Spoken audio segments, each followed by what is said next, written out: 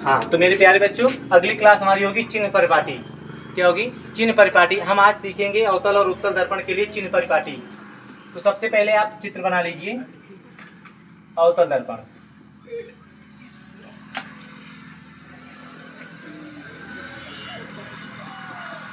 चित्र बना के आप जल्दी जल्दी नामकरण कर लीजिए।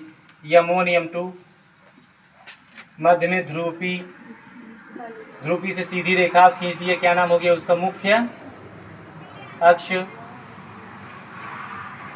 मुख्य अक्ष बीचों बीच में वक्रता केंद्र सी। बीचों बीच में क्या हो जाएगा? वक्रता केंद्र सी। बीच में यहीं पर क्या हो जाएगा? Focus F. यहाँ से यहाँ तक के बीच की दूरी आपकी क्या हो जाएगी? आर। और यहाँ से यहाँ तक के बीच की दूरी क्या हो जाएगी? एफ। यहीं पर उत्तल दर्पण लिए इसे बना लीजिए। अंदर की ओर कलाई करना होता है। ये आपका ध्रुव पी, आपका यम1 यम2। मुख्य फोकस ऐसे बना लीजिए। इधर आपकी वस्तु रखी जाएगी। वस्तु का नाम वाई वाई डैश हो सकता है। उत्तल दर्पण है आपका और अवतल दर्पण है। उत्तल है और ये क्या है आपका? अवतल है। अवतल दर्पण, अवतल दर्पण और उत्तल दर्पण। चलो ध्यान से देखते हैं। तो चिन्ह परिपाटी का पहला रूल्स लिखो। चिन्ह परिपाटी का रूल्स नंबर फर्स्ट। चिन्ह परिपाटी का रूल्स नंबर फर्स्ट। इसका पहला रूल्स बोलता है, पहला नियम बोलता है, नियम नंबर 1 लिख लीजिए, बाकी हम उसमें लगवा देंगे शॉर्ट। नियम नंबर 1 में लिख लीजिए। बोले देखो, दर्पण पर प्रकाश किरणें सदैव, दर्पण पर प्रकाश किरणें सदैव बाईं ओर से आपतित होती है। ये आपका बाईं ओर है।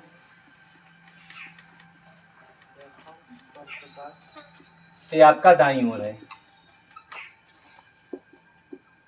फिर ये आपका बाईं ओर है। ये अंदर की ओर जाओगे तो आप दाईं ओर जाओगे। ये में आपका फिर वही फोकस एफ, वक्रता केंद्र सी, सारी चीजें। ये दाईं ओर रहेगा। तो दर्पण पर प्रकाश किरणें सदैव किस ओर से डाली जाती है? बाईं ओर से। दर्पण पर प्रकाश किरणें सदैव किस ओर से डाली जाती है? बाईं ओर से। देख लीजिए, एक्चुअल में कलाई किया गया है। अगर शीशे के पृष्ठ वाले भाग पर, पीछे वाले भाग पर प्रकाश डालोगे तो प्रकाश का कोई भी प्रभाव नहीं पड़ेगा। हम शीशे के सिर्फ दर्पण के आगे वाले भाग पर ही प्रकाश डाल सकते हैं। तो आगे प्रवर्तक पृष्ठ होता है, प्रवर्तक पृष्ठ पर अगर हम प्रकाश डालेंगे तो मुख्य अक्ष बाईं ओर से डालेंगे। अगर यहाँ से कोई प्रकाश किरण आएगी, यहाँ से कोई प्रकाश किरण आएगी जो दर्पण से टकरा सकती है, इस दर्पण से क्या कर सकती है? इस दर्पण से टकरा सकती है। और टकराने के पश्चात यह एक नया मतलब आपका शेप दे सकती है, आकृति दे सकती है। उसी प्रकार उत्तल दर्पण में भी, उत्तल दर्पण का अंदर का तल प्रवर्तक तल है। उत्तल दर्पण का अंदर का तल प्रवर्तक तल है, सॉरी कलाई किया। उत्तल दर्पण का अंदर का तल कलाई किया गया तल है और बाहर का तल आपका प्रवर्तक तल है। तो बाहर से यहाँ मतलब इस पर जो प्रकाश किरण डाली जाएगी वो बाहर से डाली जाएगी। इस पर प्रकाश किरण किस ओर से जाएगी? बाईं ओर से ही डाली जाएगी, जिसका बाईं ओर ये हो जाएगा और दाईं ओर अंदर की ओर हो जाएगा। समझ में गया? तो चाहे उत्तल दर्पण की बात करोगे चाहे अवतल दर्पण की बात करोगे, अवतल दर्पण में भी प्रकाश किरण सदैव बाईं ओर से आएगी। उत्तल दर्पण पर भी प्रकाश किरण सदैव किस ओर से आएगी? बाईं ओर से आएगी। बात समझिए? तो यहाँ से लिख लीजिए पहले नंबर कि, देखिए रूल्स नंबर 1 में क्या लिख लीजिए कि दर्पण पर प्रकाश किरणें, दर्पण पर प्रकाश किरणें सदैव बाईं ओर से डाली जाती है। ये रूल्स नंबर 2 में लिखो। रूल्स नंबर 2, रूल्स नंबर 2 में लिख लीजिए, सभी दूरियां दर्पण के ध्रुव से मुख्य अक्ष के साथ नापी जाती हैं। सभी दूरियां दर्पण के ध्रुव से, दर्पण का ध्रुव क्या है? पी। दर्पण का ध्रुव क्या है? पी।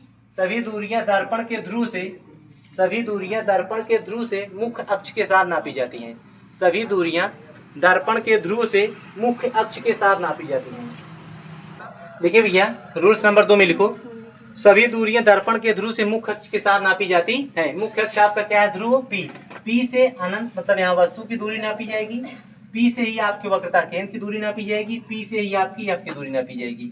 समझ गया? और यहाँ पी से आपकी एफ, पी से आपकी सी और पी से यहाँ यू। अब देखो ध्यान से, यहाँ P से U नाप रहे हो तो P से इधर दिशा में जा रहे हो, मतलब बाईं दिशा में नाप रहे हो। और इधर P से नाप रहे हो अंदर की ओर तो आप दाईं दिशा में नाप रहे हो।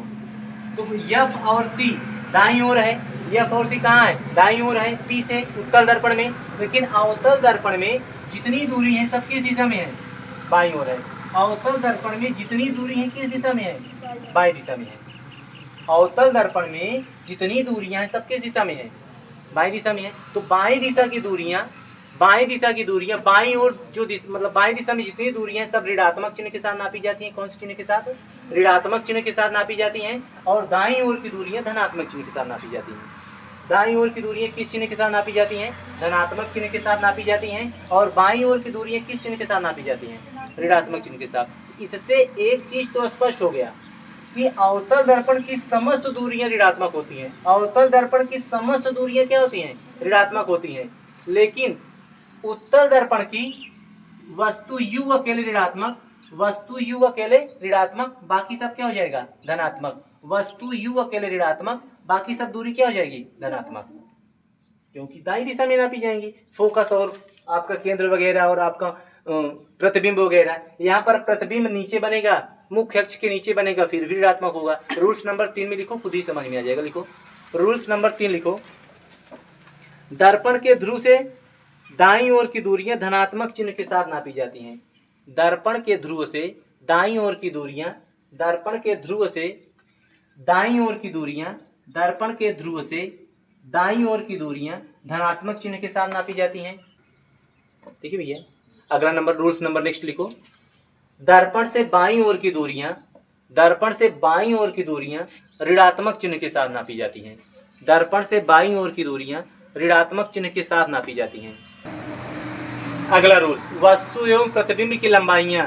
अगला रूल्स लिखो, वस्तु एवं प्रतिबिंब की लंबाइयां। देखिए वस्तु कहाँ रहेगी, ऐसे अगर ये आपका मुख्य अक्ष है तो मुख्य अक्ष पर हम वस्तु रखेंगे, दर्पण के ठीक सामने ऐसे। नाम अगर वो डैश देते हैं तो दर्पण मुख्य अक्ष है, मुख्य वस्तु जो रखे हैं, वस्तु मुख्य अक्ष से ऊपर की दिशा में है या नीचे की दिशा में, ऊपर की दिशा में है। अगर यहाँ से कोई प्रकाश किरण आएगी और दर्पण से टकराएगी, सबसे पहले आपका फोकस F से होकर निकल जाएगी। दूसरी प्रकाश किरण जो वक्रता केंद्र C से होकर आती है, अपने मार्ग पे सीधा चली जाती है और पुनः लौट आती है। तो इस प्रकार पहली किरण दूसरी किरण को जिस बिंदु पर काट रही है उस बिंदु का नाम हो जाता है I डैश। इसका नाम दे देते हैं I और I डैश। इस प्रकार ए आपका बन जाता है वस्तु और ए आपका बन जाता है प्रतिबिंब। क्या बन जाता है, वस्तु, और ये आपका क्या बन जाता है, प्रतिबिंब। तो ध्रुव P से I डैश तक की दूरी V होती है। क्या होती है, V। ध्रुव P से O तक की दूरी U होती है। क्या होती है, U। ध्रुव P से O तक की दूरी क्या होती है, U। वस्तु की दूरी U और प्रतिबिंब की दूरी V। वस्तु की दूरी U, P से O, P से O तक की दूरी जहाँ पर वस्तु रखते हैं, P से O तक की दूरी U होती है, वस्तु की दूरी कहलाती है। कौन सी दूरी, वस्तु की दूरी। और P से I तक की दूरी जहाँ पर पहली प्रकाश किरण को दूसरी प्रकाश किरण काट रही होती है, वही होता है I डैश। तो I से I डैश एक प्रतिबिंब बनता है। यहाँ से यहाँ तक की दूरी क्या हो जाती है, V। अब ये डिपेंड करता है इसमें से कौन धनात्मक है, इसमें से कौन ऋणात्मक है। तो चेक कर लेते हैं। तो बताया गया कि ध्रुव P से इस तरफ की दूरी, ध्रुव P से बाईं ओर की दूरी किस चिन्ह के साथ नापी जाती है, ऋणात्मक चिन्ह के साथ नापी जाती है। तो ऋणात्मक चिन्ह के साथ नापी जाती है, सबके सब ऋणात्मक है। अगला रूल्स लिखो कि मुख्य अक्ष से ऊपर की दूरियां धनात्मक, मुख्य अक्ष से ऊपर की दूरी धनात्मक और नीचे की दूरी ऋणात्मक चिन्ह के साथ नापी जाती है। वस्तु एवं प्रतिबिंब की लंबाई, ना क्या बोले थे, वस्तु एवं प्रतिबिंब की लंबाई मुख्य अक्ष के ऊपर, वस्तु एवं प्रतिबिंब की लंबाई मुख्य अक्ष से ऊपर धनात्मक चिन्ह के साथ हो। वस्तु एवं प्रतिबिंब की लंबाई, वस्तु एवं प्रतिबिंब की लंबाई, वस्तु एवं प्रतिबिंब की लंबाई मुख्य अक्ष से ऊपर की ओर धनात्मक चिन्ह के साथ, मुख्य अक्ष से ऊपर की ओर धनात्मक और नीचे की ओर ऋणात्मक चिन्ह के साथ नापी जाती है। ऊपर की ओर धनात्मक और नीचे की ओर ऋणात्मक चिन्ह के साथ नापी जाती है। मुख्य अक्ष से ऊपर की ओर धनात्मक और नीचे की ओर ऋणात्मक चिन्ह के साथ नापी जाती है। मुख्य अक्ष से ऊपर की ओर धनात्मक और नीचे की ओर ऋणात्मक चिन्ह के साथ नापी जाती है। आज की क्लास यहीं पर समाप्त कर देते हैं। कल हम आपको चिन्ह पर पाटी में अवतल के लिए उत्तल के लिए अलग अलग लिख देंगे, कौन धन में होगा कौन ऋण में होगा। इससे अगर ये जानकारी आपको पूर्णतः प्राप्त हो जाएगी, तब आप न्यूमेरिकल सॉल्व करते समय डाटा कहाँ माइनस में निकालना है, कहाँ प्लस में लेना है, कैसे मान रखना है, आपको अच्छे से आने लगेगा। और यह जो वीडियो है, इसके बाद जो क्लास बनेगी चिन्ह परिपाटी की, ये दोनों वीडियो हाई स्कूल और इंटर दोनों के लिए उपयोगी होगी। यहाँ से आप न्यूमेरिकल का डाटा निकालना सीख पाओगे, सीख कर कि कौन सा मतलब न्यूमेरिकल में कैसे कौन सा चिन्ह के साथ लेना है।